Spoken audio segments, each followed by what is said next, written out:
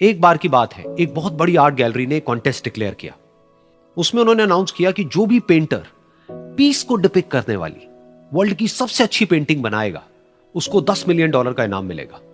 यह बात पूरी दुनिया में फैल गई और पूरी दुनिया से हजारों पेंटर्स ने अपनी अपनी पेंटिंग भेजी उस कॉन्टेस्ट में पार्टिसिपेट करने के लिए। उन हजारों पेंटिंग्स में से जो इस कॉन्टेस्ट के जजेस थे उन्होंने फाइनली 100 पेंटिंग्स को शॉर्टलिस्ट किया और उन 100 पेंटिंग्स की एक एग्जीबिशन लगाई। उस एग्जीबिशन में इन सारे पेंटर्स को तो इनवाइट किया ही किया, साथ ही साथ मीडिया वाले भी बैठे हुए थे और मीडिया वालों के साथ हजारों लोगों की भीड़ भी जमा थी। क्योंकि प्राइज अमाउंट इतना बड़ा था तो सबका इंटरेस्ट था ये जानने में कि कौन जीतेगा, कि वो पेंटिंग कैसी होगी और कौन वो पेंटर होगा जिसको इतना बड़ा अमाउंट मिलेगा।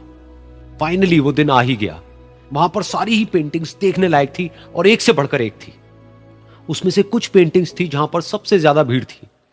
जैसे एक पेंटिंग थी जहां पर एक बिल्कुल साफ पानी की नदी बह रही थी, जिसके पीछे कुछ पहाड़ थे, उसके ऊपर बर्फ जमी हुई थी और पीछे से सनराइज हो रहा था।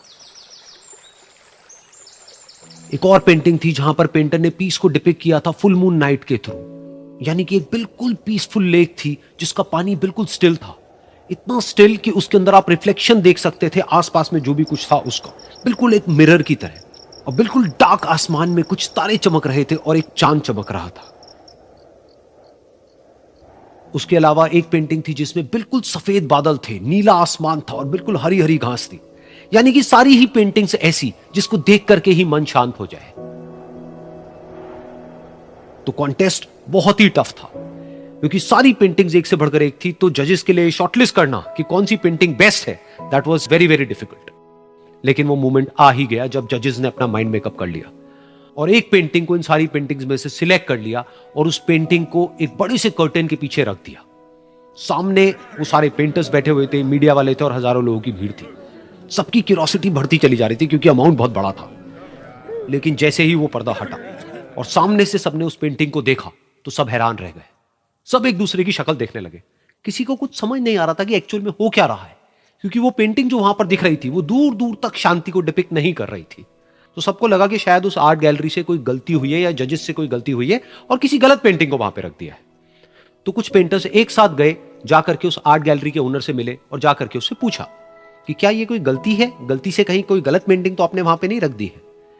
तो आर्ट गैलरी वाला थोड़ा सा मुस्कुराया और बोला, नहीं ये पेंटिंग बिल्कुल ठीक है, जजेस ने इसी पेंटिंग को सिलेक्ट किया है और यही पेंटिंग आज की विनर है। सारे पेंटर्स ये जवाब सुन करके गुस्से से भर गए और सबने मिल करके रिवोल्ट कर दिया। और ये देख करके सारे मीडिया वाले अपनी अपनी जगह से खड़े हुए और भागते हुए गए उस आर्ट गैलरी के ओनर के पास में और अपने अपने माइक्स उनके मुंह के आगे कर दिए। तो अगेन वो आर्ट गैलरी का जो ओनर था वो हल्का सा मुस्कुराया और उसने कहा कि मुझे कुछ बोलने से पहले एक बार इस पेंटिंग को आप लोग ध्यान से देखिए, थोड़ा पास से देखिए, शायद आपको कुछ ऐसा नजर आए जो दूर से नजर नहीं आ रहा है। क्योंकि आप सबने एक चीज तो देख ली कि इस पेंटिंग में आंधी है, तूफान है, चारों तरफ सब कुछ तहस नहस हो रहा है, आसमान में बिजली कड़क रही है, काले बादल हैं, ये सब तो आपने देख लिया। लेकिन एक चीज नहीं देखी कि इस पेंटिंग में एक घर भी है। उस घर में एक छोटी सी खिड़की है जहां पर एक आदमी खड़ा हुआ है। ध्यान से जाकर के देखिए, वो जो आदमी खड़ा हुआ है और बाहर देख रहा है उस घर से, उसके चेहरे पर कोई डर नहीं है बल्कि एक हल्की सी मुस्कान है, एक ठहराव है, एक सुकून है। और यही है शांति का असली मतलब।